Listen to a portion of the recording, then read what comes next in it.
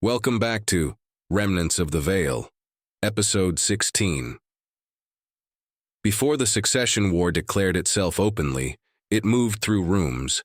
It sat in chairs. It answered questions in the careful language of men who were deciding, in real time, how much they knew and how much they were willing to admit. And what it revealed, piece by piece, was the shape of what had been built in a warlord's absence. Warlord Thorruk conducted 7 interviews. 6 produced what he expected. 1 changed the shape of the problem. He worked through the positions. In sequence, not by seniority, but by exposure. How much each man would have known. How much he could have passed along. How much damage remained possible if the wrong answer came back. Elder Sorvak had given him the names across 2 days of careful work, confirming each through independent channels before presenting a finding as settled. Thorruk had not interrupted him. The elder had earned the right to work at his own pace, and what Sorvak brought to a conclusion had the quality of stone. It did not shift after the fact. The 6 interviews followed the same shape. A man summoned. A chair placed at the correct distance from the warlord's desk, close enough for conversation, far enough to be clinical. Questions in sequence, precise and without warmth, with no signal of what answer would satisfy. Cross-references to records. Already reviewed, checked against what the man said without announcing the discrepancy in the moment. And at the end of each, placed, not complicit. Used as a stone is used in a wall. Positioned without being told the architect's intention.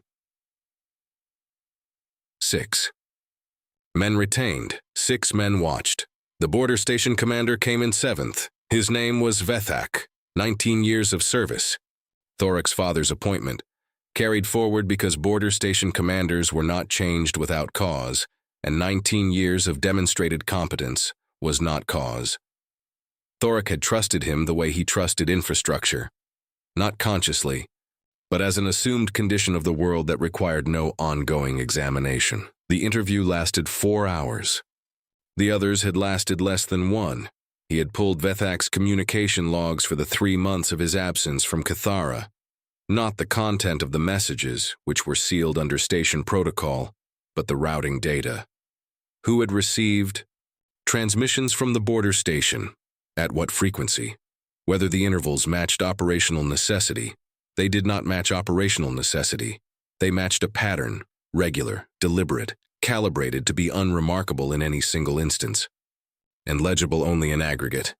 Veskaar denied it for 40 minutes. Then he stopped denying it and said nothing.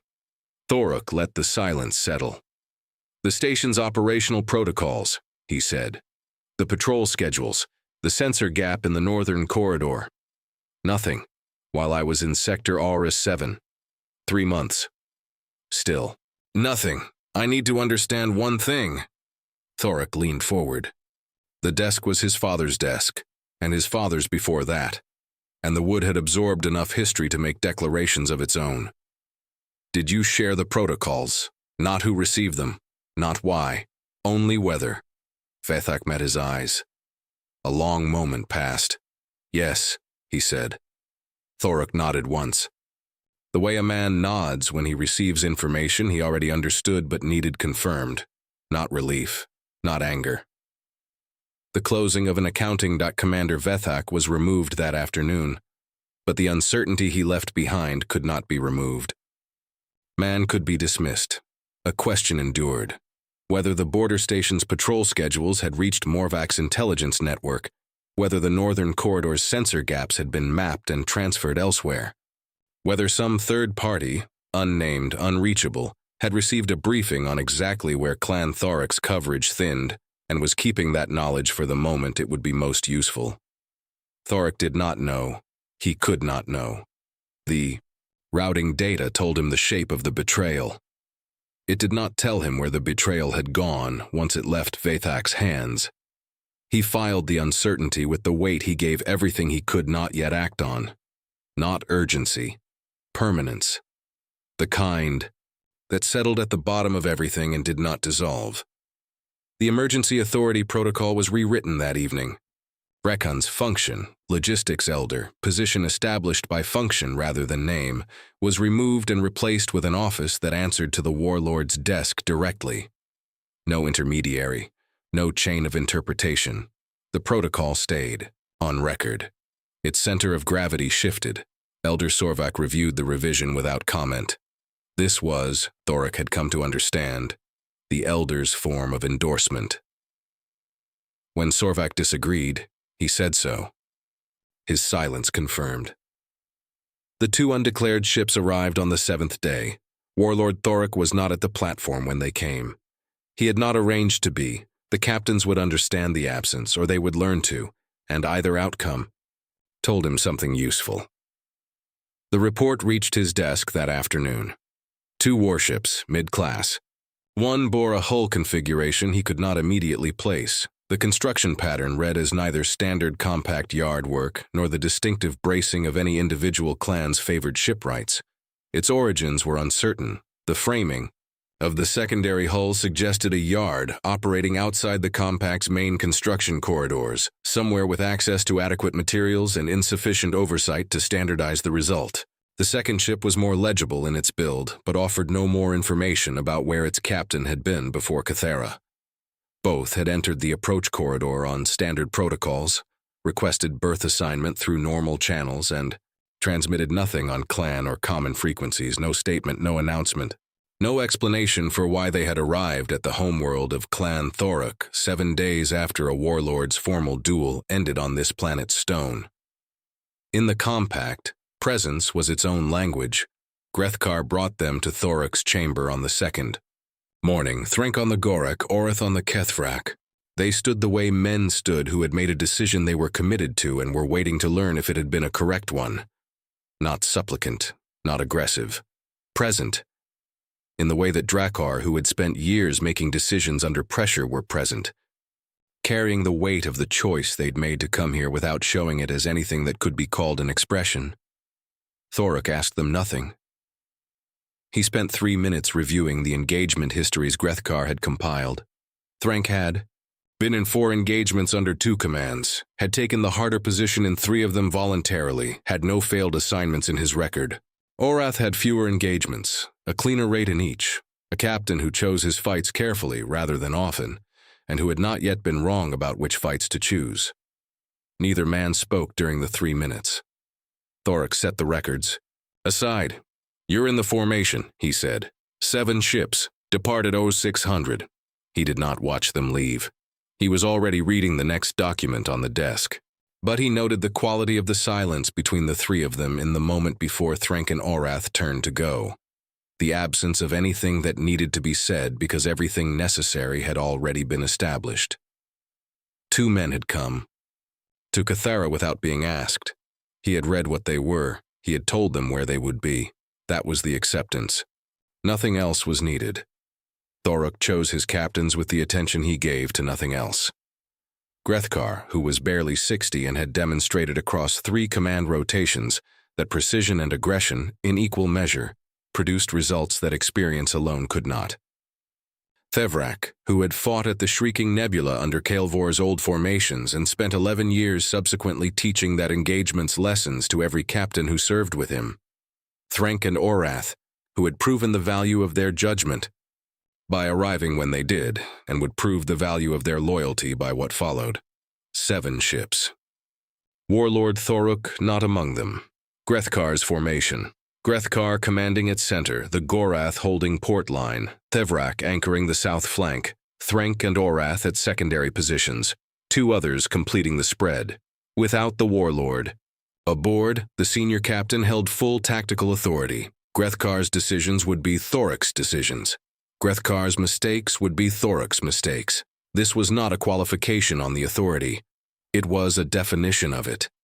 He returned to his desk before the formation cleared Kethara's outer marker. There were other instruments playing. He had not slept much in the 4 days since the formation left Kethara. Not from fear. He had been in 4 engagements. He knew the weight of the hours before a fight, the way time moved differently, the way his mind ran variables without being asked to, the way the pre-contact interval produced a focused restlessness that could not be usefully discharged except through preparation. He had prepared. He had made his captains prepare. He had tried to sleep, had slept 3 or 4 hours each night, and had been at his station well before the formation reached the border. His bridge was small by the standards of a capital warship. 6 stations in a shallow arc around the forward display, with enough room for Grethkaar and his tactical officer to stand behind them and read every output simultaneously. The hull around him was Dracauer construction, dark gray plating, scarred in 2 places from the last engagement, the repair work leaving seam lines fractionally lighter than the surrounding metal. He had chosen not to refinish them. History was information. He preferred to see it. The crew at their stations were doing what his crew did before combat, nothing unusual. 3 years together had produced this, not discipline enforced from outside, but discipline that had become their condition, the thing they fell back on when conditions became extreme because it was the thing they had been practicing when conditions were ordinary. Every station occupied, every readout current, every preparation made at the appropriate time without instruction.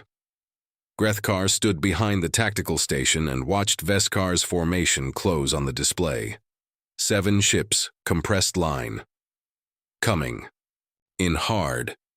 More velocity than doctrine required, the kind of approach that was making a statement before the first exchange. He filed it. Veskaar's commanders had been told to project aggression early. That told him something about how the engagement was expected to run on the other side. Fast, decided early. Won by momentum before precision became a factor. His tactical officer said nothing. She was letting him think. He held the thrust at 40%.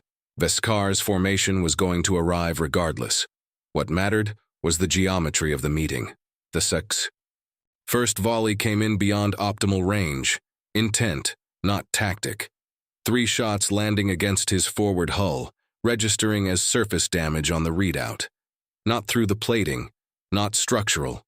The sound moved up through the deck and through the floor and through the soles of his boots in the percussion of Dracauer construction absorbing what it had been built to absorb.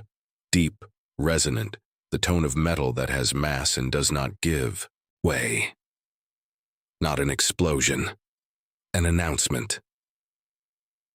He examined the return fire pattern from Veskaar's second volley. The drift was in the correction timing. A fractional hesitation after a ship's own weapons fire, when the navigation system compensated for mass displacement, standard, invisible in a well-built hull. What he was seeing was a secondary correction occurring a fraction of a second after the primary, as if something in the hull's mass distribution was not where it should be. In a ship that had absorbed a hit, this would make sense. These ships had not absorbed a hit yet. The drift was structural. He ran the pattern against 3 volleys. Consistent, not error, not fatigue. The same compensation signature in the same phase of each exchange. "They're plating," he said. His tactical officer had seen it. She nodded once. He adjusted the thrust. 45%. Begin. The center drove forward. It read, "From Veskaar's formation," as response. Grethkaar adjusting to the incoming line, maintaining engagement distance. What it was. The opening step of a forcing action designed to walk Veskaar's ships back toward the corridor mouth. He did not think about the retreat. He thought about the next 30 seconds, on the display, the Gorek at the secondary port. Position, the Kethara at the secondary starboard, both holding, both flying Clan Thorruk colors. Grethkaar noted it the way he noted everything with tactical weight, without sentiment, with the exact measure it deserved. 2 ships that had come to Kethara without being summoned were in position and holding. That was what the formation had asked of them. Thevarak's flank anchored the south. The engagement found its register as the range closed from marginal to effective. Not gradually. The shift was abrupt. From pre-contact pressure to the full committed weight of ships that had decided to destroy each other. Thermal battery salvos came in cycling sequences, targeting the center push, trying to blunt it before the geometry resolved against them. They hit. Grethkaar's ship took 2 impacts to the forward plating in rapid sequence. Surface damage, the readout said. Structural integrity maintained. He felt both of them through the deck as a double percussion that rattled the overhead conduits and produced for 2 seconds the smell of heated metal mixing with the recycled air. His tactical officer logged them without looking up from her. Station. One of Veskaar's ships found a firing solution on the Grethkaar's port-line vessel. Thermal battery round, mid-section, secondary hull. The breach was immediate. On his bridge, Grethkaar knew what it meant before the damage report confirmed it. A warship was built to lose compartments and continue functioning, and the compartment that had been breached was not an exception to that design. It was part of it. The emergency seals would close. The ship would continue. The crew inside the compartment would not be among the crew that continued. The damage report arrived in the compressed format his tactical officer used during engagements. Ship, section, severity, status, 4 words. Delivered in the same flat tone she used for every report because the tone did not change based on what the report contained. Gorath. Forward, secondary, compromised. 7. 7 names for the record. Among them, Gorath's port battery gunner, a woman named Thrak, who had served 2 years on the vessel and maintained an above-rate accuracy in her position that had made her section more effective than its composition should have produced. She had been at her station when the round hit. She had been doing her job. Her name would appear in the correct column when the record was filed. Grethkaar filed it in the part of his mind where things were kept until the fight was finished, and the accounting could be done properly. The engagement did not stop to receive the loss. Neither did he. The Gorath returned fire. Its battery rate had dropped. The forward section gone. The remaining crew redistributed. The ship fighting at reduced capacity with the same commitment it had brought to the engagement when it was whole. The Gorath's captain understood the new ceiling and was working inside it.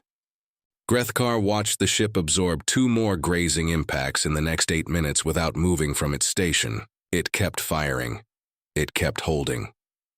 The particular steadiness of a crew that had already absorbed the worst the engagement had to offer and had decided it was not a reason to stop. The bridge was not silent. It was never silent during an engagement. It produced a steady, contained noise. The hum of the display cycling through updates, the subsonic percussion of his own hull absorbing incoming fire, the tactical officer's reports arriving in 4-word sequences that required processing without demanding attention. Grethkaar had learned, over 4 engagements and 3 years in command, that the bridge's noise during combat was information the same way the display was information. The pattern of it told him what kind of fight he was in. When the pattern changed, something had changed. In the 20th minute, the pattern was holding. He issued 3 adjustments in the 4 minutes between the Gorath's breach and the Gorath's stern hit. Each one was 2 or 3 words, a ship designation, a direction, a distance. His tactical officer relayed them before he had finished the sentence. The captains acknowledged without commentary. 7 ships managing 40 streams of simultaneous information, the corridor mouth closing by increments too small to see in any individual exchange and too obvious to miss in aggregate. A formation commander's job during an engagement was not to fight. It was to manage the geometry while the captains fought and to intervene only when a captain was no longer capable of managing their piece of the geometry themselves. Grethkaar had not needed to intervene with any of his captains. He noted this and returned to the display. On the display, Veskaar's 2 good captains had been legible since the 3rd volley. Most of the formation was flying reactively, reading each exchange. After it resolved and adjusting from the result. The 2 exceptions were reading ahead, positioning for what the engagement was becoming rather than what it currently was. Small adjustments, consistent, maintaining a line of mutual support across the formation that no individual target required.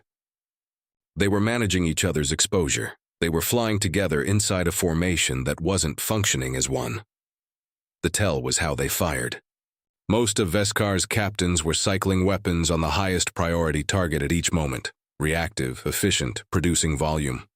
The 2 exceptions chose angles that created problems for Grethkaar's formation rather than angles that produced the most immediate damage. They were not trying to win this exchange. They were trying to shape the next 3. A formation commander recognized that kind of thinking because it was the same thinking he used, and fighting someone who was doing. The same thinking from the other side of the display was a different problem from fighting someone who wasn't. He adjusted his flanking captains to press the exposure the two good ones were accepting by flying that way. It was the correct counter, and they would know it was the correct counter. They would adjust. He would adjust again. This part of an engagement happened at a level below the weapons fire, in the small moves and counter moves that decided geometry before the shooting resolved anything. Port secondary, hold current station. The Gorik's acknowledgement came, back in under 3 seconds. Thorruk had not needed the order. The ship had been struck twice in the last 10 minutes, once on the outer hull without structural effect, once on the secondary dorsal section with a breach that sealed in 90 seconds. Neither hit had moved the ship from its assigned station. Neither had produced an unsolicited transmission. The Gorik was flying its first engagement under Clan Thorruk colors exactly the way a ship in that position should. Holding, absorbing, returning fire when the angle was clean, reporting damage without commentary. Thorruk was not going to be a problem. In an engagement where Grethkaar was managing 7 ships simultaneously and receiving a damage report every 40 seconds, a captain who did not require management was worth 3 who did. The Gorik was new to these colors and was flying as if it had worn them for years. Whether that was discipline or character or something else that had no name in a formal engagement record, it produced the same result, and the result was what the formation needed. The Kethara at secondary starboard was quieter still. Orath was holding station and firing at a rate that told Grethkaar he was reading each exchange before committing to it, not firing at every angle that opened, only the ones worth the ammunition. The ship had taken no significant damage in 20 minutes. Veskaar's formation wasn't prioritizing it, and Orath was flying the position in a way that reduced his profile as a target. Both were probably true.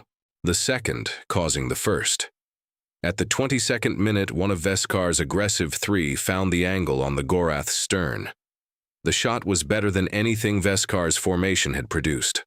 A clean thermal battery impact on the aft plating, opening the stern section, breaching the secondary propulsion coupling. The Gorath's thrust dropped by a quarter. Its station shifted backward on the display. Gorath, maintain. 2 words back from the Gorath's captain. Maintaining, sir. Flat and professional. The voice of an officer who had already decided to hold the station before the order arrived, in a ship that had lost its forward section and taken a propulsion, hit, and was being asked to continue fighting at its assigned position. The voice did not express an opinion about this. It acknowledged and returned to the work. What it cost to do that was not in the voice. It was in the engagement record, in the names already filed in the correct column, in the rate of fire the Gorath maintained in the minutes that followed. 3/4 capacity, finding the ceiling of what it still had and operating at the ceiling rather than below it. Somewhere on that ship, the crew was doing the work that kept it functioning.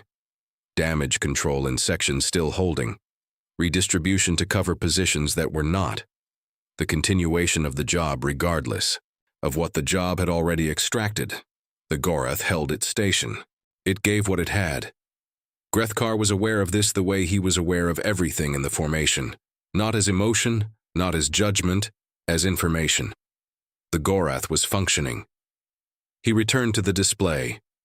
The ship that had opened the Gorath's stern had committed to a 4-second exposure to do it. 2 of Grethkaar's flanking ships had been tracking it through those 4 seconds. The return fire arrived while the angle was still resolving. The display lit, 2 firing solutions arriving, simultaneously on the same target, and then debris, amber at the edges. 1 ship removed, the Kethara broke from secondary position. Grethkaar watched the move begin and assessed the firing solution in the time it took him to track the Kethara's new vector. 1 second. The angle was correct, one of Veskaar's remaining. Aggressive ships had committed to a position that left it exposed on the Kethara's side while Grethkaar's flanking ships had it from the other angle.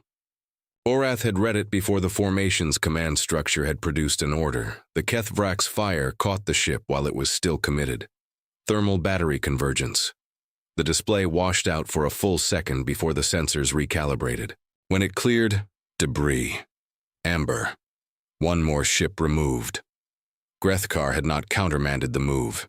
He had watched it develop and let it happen because it was correct. A captain who read that angle and acted on it before being told to was not a captain who needed to be told. The Kethara had flown its first engagement under Clan Thorruk colors and had contributed a ship to the count. That was what the formation had placed it there to provide. He filed it and returned to the display. The two ships that had come to Kethara without being asked had now both done what the engagement had asked of them. The Gorok had held its station through 2 hull breaches and a propulsion failure, and was still fighting. The Kethara had read an angle that the formation hadn't assigned and had acted on it correctly before being told to. 2 newly declared ships, flying their first engagement under these colors, had not required his intervention and had not created problems that required correction. In an engagement where every deviation from the expected became a problem for someone to manage, the absence of problems was its own kind of contribution. The last of Veskaar's aggressive 3 broke at the 30-minute mark. Hull failure on the port side, reactor still live, drifting off the engagement line, weapons still discharging without coherent targeting. Removed. Grethkaar adjusted the coverage that had been holding against it and moved his attention to what remained. 5 of Veskaar's original 7 were gone, 3 destroyed, 1 disabled, 1 drifting. The engagement had consumed them in the particular way engagements consumed ships that were outbuilt and outflown, not all at once but in accumulating increments, each exchange extracting a little more than the last until the extraction became terminal. The void around the formation held the debris of what had been committed and spent. Amber at the edges of the larger fields where a reactor had gone critical. The quieter dispersion of the disabled ship's cooling systems, venting in. Long slow arcs, all of it moving away from the engagement at the velocity of its individual destruction, indifferent to what had been decided here. What remained were the 2 who had been worth watching from the beginning, and whatever they had left in their hulls after 30 minutes of absorbing fire to maintain the position they were holding. Of the 2, the younger had understood by the 35th minute that the corridor mouth was closing. His adjustments had become more precise as the geometry worked against him. Correct decisions made too late, competence operating inside a situation that competence alone could not reverse. He was flying well. It was not going to be enough. Tati. Older one had stopped trying to correct the position. He had been absorbing damage since the 25th minute. Starboard plate, 3 hits, then 4. His ship was compensating, the drift in the correction pattern worsening with each impact. The secondary signature visible to anyone watching from outside. But the ship was still flying, still in position. Still choosing its angles with the precision of a captain who knew exactly what each hit cost and had already decided the cost was worth paying. He was building something. Grethkaar sent the read to Thorruk at minute 35. The angle being constructed, the coverage gap it would require, the timing. Thorruk acknowledged in 3 words. Position is held. Grethkaar had heard Thorruk's voice in enough context to know what those 3 words carried. They meant, I see what is coming. They meant, I know what holding this position costs. They meant, the flank will not move. In the 4 minutes that followed, Veskaar's best captain spent everything he had built. 3 more incoming volleys, accepted against the compromised starboard plate. Each one registered on the display. The plating failing in stages, the drift worsening with each impact, the hull fighting to stay coherent under fire. It had not been constructed to absorb at this volume. From the outside, it read as a ship dying. From the inside, it was a captain paying the price he had calculated he would need to pay. On the 4th incoming volley, he did not correct. The window existed for 2 seconds, the gap in Thorruk's southern coverage that opened when the correction did not come, when Veskaar's best captain refused to give the formation the reaction time it needed. He found it. He fired, single volley, thermal battery fire, precisely aimed, tracked across the display in the trajectory of something that had been planned for 30 minutes and was now arriving at its conclusion. Grethkaar watched it come. Could not stop it. Thorruk's engine column ruptured at the base. The sequence was total. Faster than emergency seals, faster than evacuation, faster than any action that could have altered it. The ship became light, brilliant, complete. Not the diffuse flash of an explosion, but the contained brilliance of a reactor going critical from inside, filling the display, filling the bridge, washing out every reading on every station for 1 full second. Then the debris, amber at the edges, spreading outward in silence, the void receiving what the light left behind. The particular dispersion of a hull coming apart at its structural points, hull plating, frame sections, the contents of compartments that had been sealed and were no longer sealed. All of it moving outward in the direction physics dictated, indifferent to everything it had contained. Then, nothing. Captain Thorruk was 71 years old. He had fought in 7 engagements under 3 commands. He had been at the Shrieking, Nebula. He had spent 11 years afterward teaching what he knew to every captain who served with him, passing forward the lessons of a fight that most who lived it preferred to forget. He died holding a flank so that the captains he had trained would not have to hold it without him. He did not know, in the final second, whether the flank held. It held. The volley, already in transit when Captain Thorruk's ship ceased to exist, tracked to the nearest available mass. The Gorek, positioned at the support station, absorbed it on its starboard section. The section collapsed. The Gorek went quiet. Captain Thorruk did not respond to any signal before the engagement ended. 2 ships, down. The southern flank held Veskaar's formation had spent everything it had on that purchase. 3 ships destroyed, 1 disabled, his best captain flying a vessel that had taken 11 hits to deliver the one result that mattered. And the result had not changed the geometry. The flank held. The center push had not reversed. The corridor, mouth remained closed. At 47 minutes, Warlord Veskaar's 3 remaining ships turned. Not a fighting retreat, a break. The kind that happens when a commander reads the mathematics and accepts that there is nothing left to purchase with. Additional time. Grethkaar did not pursue. The engagement was recorded. The record would speak. Then Warlord Veskaar transmitted on open interclan channels. He described the engagement as a probe of border integrity, succession language that existed to characterize contested area engagements without conceding their outcome. He invoked the traditional mechanisms of the Compact Charter. He suggested the Vorraan Junction corridor required arbitration and expressed his continued interest in the legal resolution of its status. He framed each position in the formal register that every warlord in the compact could read with precision. Grethkaar read the transmission on his bridge while the Gorek still wasn't responding and the Gorath's damage report was still tallying. Its names. He had nothing to say about it that the engagement record didn't already say better. He filed it and returned to his formation. The battle record was 57 pages. Warlord Thorruk read it at his desk on Kethara, beginning with the tactical summary and working through the engagement log to the final accounting. Ships committed, ships lost. Casualties filed in the order the record required. Tactical notes from every surviving captain who had something worth noting. He found Captain Thorruk's name in the correct column. He read it once. Thorruk had taught him 2 things. The first was about positioning in corridor engagements, a geometry of overlapping fields that Thorruk had used twice in his career and considered foundational to how he read any engagement at close range. The second was harder to name. It was the quality of Thorruk's attention during a fight. The way he stayed present to what the engagement was actually doing rather than what he had planned it to do, adjusting in the moment without announcing the adjustment. In 11 years of serving alongside him, Thorruk had never once seen Thorruk surprised by what the fight became. That was not a quality that appeared in any record. It was the kind that transferred only in proximity, accumulated over engagements, and post-action reviews, and the way a veteran stood at a tactical display and said nothing while a younger officer explained what had gone wrong.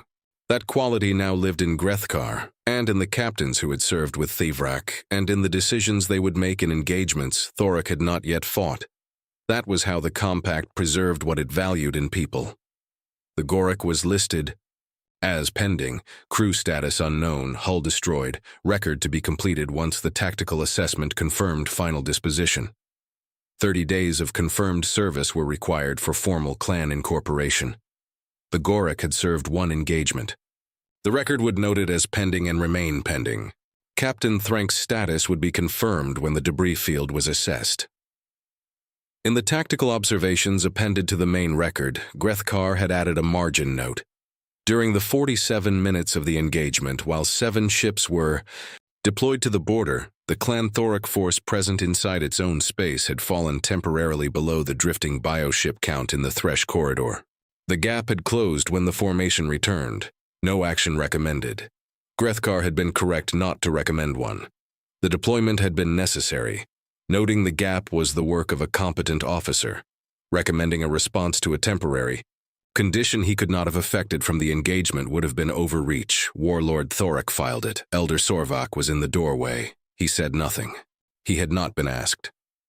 He simply stood there the way he had stood in doorways through every significant decision of the last 3 months, present without requiring acknowledgement. Thorruk looked at him. Sorvak held his gaze for a moment, then nodded once, the same nod Thorruk had given Veskaar. The closing of an accounting. What the engagement had purchased was legible, even through what it had cost. The Vorraan Junction claim was no longer viable. Succession protocol required that a territorial dispute demonstrate active contestation, sustained presence, repeated assertion, the ongoing performance of control. Warlord Veskaar had sent 7 ships to contest the border, lost 3, retreated with the remaining 4, and then transmitted on open channels a reframing that every warlord in the compact had read for exactly what it was. The claim now existed, as text in a record. Text without force behind it was documentation of ambition, not demonstration of it. Korach had been watching. His positioning on the Vorraan dispute had been contingent on Veskaar's credibility. Credibility required performance. The performance record was now accessible to everyone. Rethak had been watching.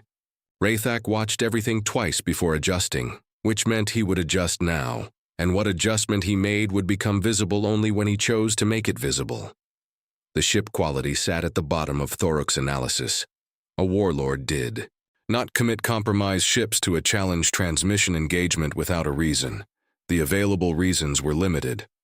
Either Veskaar's construction program had degraded in ways he had not known, which raised questions about what his yards were doing and who was watching them, or the compromised ships had been sent deliberately. Deliberately inferior ships required a reason that made spending them worthwhile. What reason made that calculation correct? Thorruk could not answer this. He added it to the margin of the engagement record in the same hand that had noted the Korvan count and the border station protocols, and the succession letter that had arrived unsigned and remained unanswered. Morvaak had the same record. He had access to the same data. He had read it already, or would before the day was out. Whatever Morvaak drew from the ship quality question would not appear on any channel Thorruk could monitor. Morvaak on Skethaal was not reading the battle record to understand what had happened. He was reading it to understand what Warlord Thorruk did not yet know. Veskaar's transmission was in every warlord's hands. Thorruk noted this and set it alongside the rest. The borders were consolidating. The trade routes were reopening. The Thresh corridor's sensor infrastructure transmitted on schedule, maintained by officers who understood exactly whose desk their reports arrived at. The 2 ships that had come to Kethara after Rekkan's death had flown in a live engagement, under Clan Thorruk colors, and one of them had not come back. That was not a failure. That was the price of the incorporation, paid in the only currency the compact recognized. The succession war had not declared itself. It was still moving in the dark, learning the shape of its own possibility. Testing. Angles the way Veskaar's best captain had tested Thevrak's flank. Not to win, not yet, but to understand. Somewhere on Skethaal, Warlord Morvaak was reading the same document, and arriving at conclusions Thorruk could not see from Kethara. Thorruk set the battle record down. He picked up the border consolidation assessment. He got back to work. End of episode 16, and thank you for watching.